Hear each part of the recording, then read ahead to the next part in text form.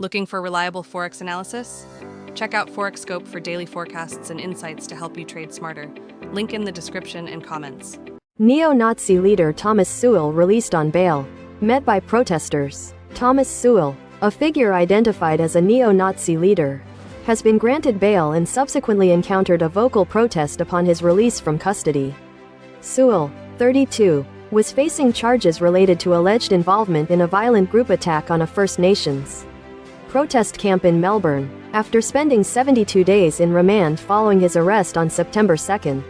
A Supreme Court judge approved his application for bail on Thursday morning. This decision followed a previous unsuccessful bail application 2 months prior. Justice James Elliott, presiding over the case, determined that the prosecution had not sufficiently demonstrated that Sewell posed an unacceptable risk to community safety, citing compelling reasons that warranted his release under specific conditions. Sewell's release was secured through a $20,000 surety provided by his fiancée.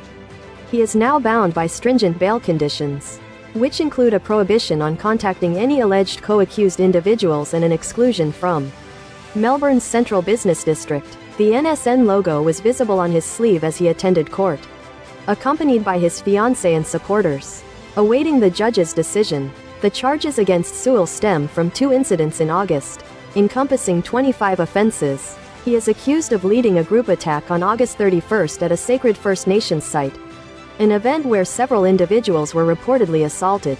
Allegations include punching a member of the camp's sovereignty protest, kicking another occupant, and discharging a projectile at the camp. Further accusations detail an incident on August 9, where Sewell, alongside approximately 200 others participating in a march with banners proclaiming "White Man, Fight Back," allegedly lunged at a man with clenched fists. Accounts suggest the man spat on Sewell, leading to a physical altercation where Sewell is accused of retaliating and overpowering the individual, who was then subsequently tackled and kicked by other members of Sewell's group. Prosecutors had vehemently opposed Sewell's bail application, citing his perceived unacceptable risk of re-offending.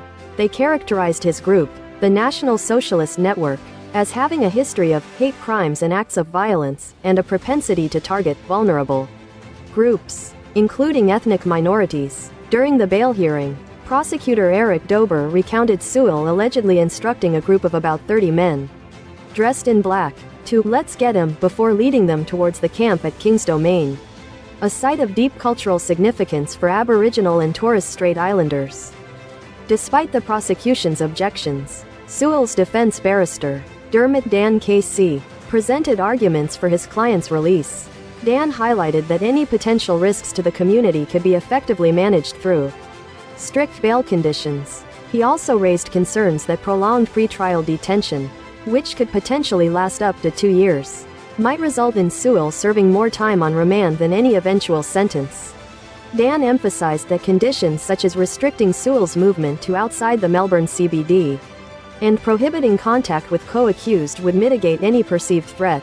Justice Elliott concurred with the defense's submissions, approving Sewell's release. The judge acknowledged Sewell's stable accommodation with his fiancée and 2 children, and noted the extremely onerous conditions he endured while in protection during remand. In addition to the curfew and communication restrictions, Sewell is barred from entering Melbourne's CBD, except for essential legal or medical appointments. He must also maintain a distance of at least 200 meters from King's Domain and is prohibited from leaving the state of Victoria. Sewell is scheduled to appear in the Magistrates' Court for a committal mention on December 9. The scenes outside the court, with protesters decrying his release with chants of "Nazi scum" off our streets, underscored the ongoing public sentiment surrounding the case.